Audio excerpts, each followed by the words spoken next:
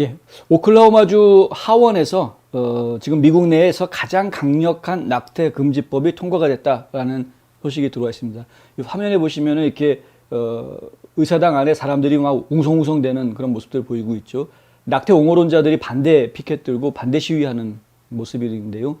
근데 이런 어쨌든 반대가 있을 수야 뭐 없지는 않겠죠. 당연히 옹호론자들이 있으니까, 낙태를 옹호하는 사람들이 있으니까. 근데 하원에서는 통과를 시켰고요. 지금 이제 상원에서도 통과시킬 가능성이 상당히 높고, 상하원 다 통과하면은 주지사가 서명할 가능성도 높습니다. 그런데 이제 이것에 대해서 저희가 내용을 좀 소개를 해드려야 되겠죠. 어떻길래 과연 가장 세다고 하느냐? 텍사스에서 나온 것이 지금까지는 가장 센 법안이었습니다. 6주였으니까 6주. 임신하고 6주가 지나면 낙태 못한다. 태아가 심장 박동이 있는 것을 감지하면 그때부터는 낙태 못한다. 이게 이제 텍사스주죠. 근데 절차가 좀 다릅니다. 과거에는 낙태 자체가 불법으로 이야기가 되는 그런 상황이었다면, 그래서 법 집행관이 불법하는 사람들을 체포하거나 할 수 있는 그런 상황이라고 하면, 텍사스주에서 통과된 낙태 금지법은 민사 소송으로 넘어가게 만드는 방법입니다. 그러니까 법 집행관이 집행을 한다기보다는 공무원이 아닌 민간인들을, 그러니까 낙태 시술을 한 사람, 낙태를 받은 사람, 이런 사람들을 고발하게 되는 거고요. 그건 민사 소송으로 이어지게 되고, 판사는 $10,000까지 벌금을 줄 수 있는 판결을 내릴 수 있게 해주는입니다.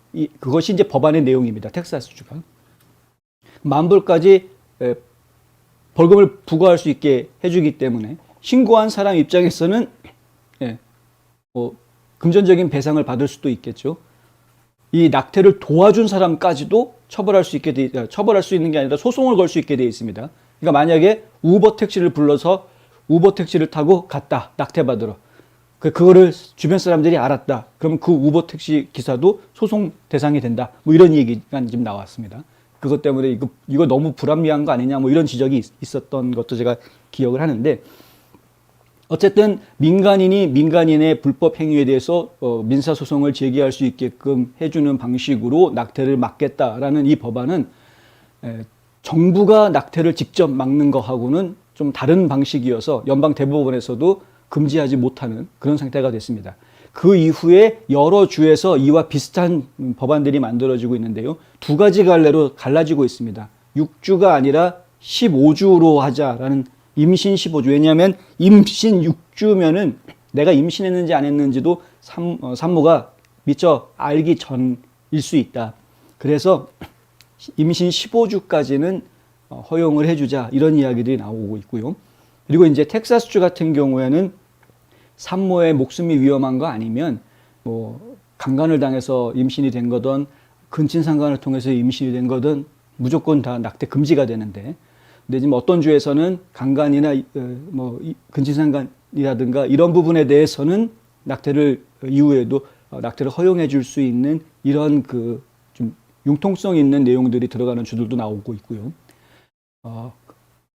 그리고 이제 텍사스주에서처럼 민간 소송으로 가는 게 아니라 15주로 하는 주들 같은 경우에는 그냥 법 집행을 그렇게 하는 법 집행관들이 바로 법 집행을 할 수 있게끔 하는 식으로 지금 진행하는 주들도 있습니다.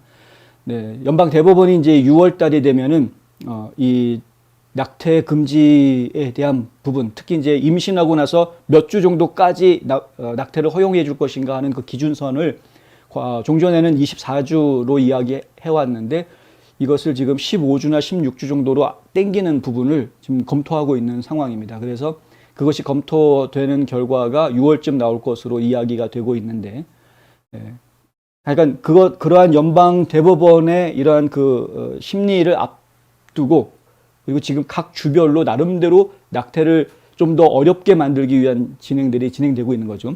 그런데 이제 오클라호마주에서 나온 것은 임신 기간하고 관계가 아예 없습니다. 그러니까 공무원이 아닌 자는 누구든지 낙태를 수행하거나 방조한 자 또는 낙태를 도우려 하는 자에 대한 민사소송을 제기할 수 있다라는 텍사스법의 그 내용을 그대로 받아들이고 있고요. 그리고 피고가 낙태를 수행하거나 도움을 준 사람들에 대해서 최소 1만 달러의 벌금형 판결을 내릴 수 있게 그렇게 해주었고요. 그것도 텍사스랑 같고요.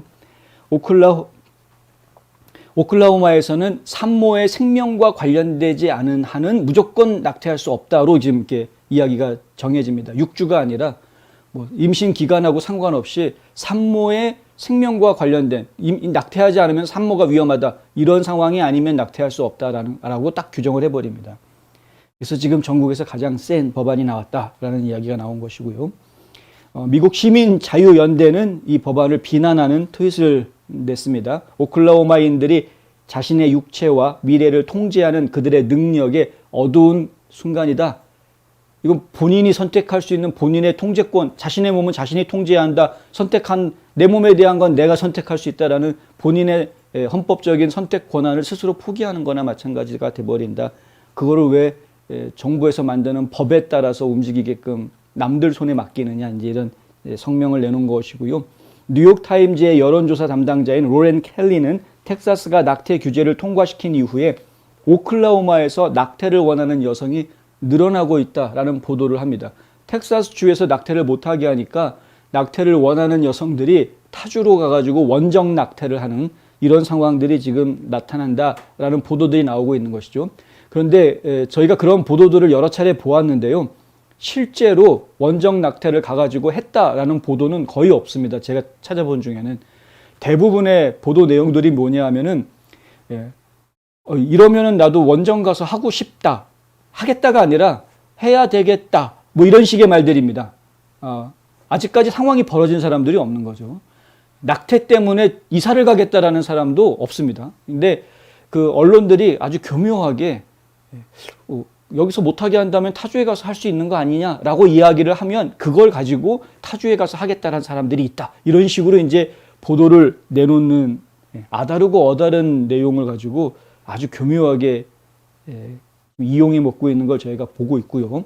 근데 오클라호마가 어쨌든 텍사스 위에 있으니까 그래서 텍사스에서 못하게 하니까 오클라호마로 가려는 사람들이 있다.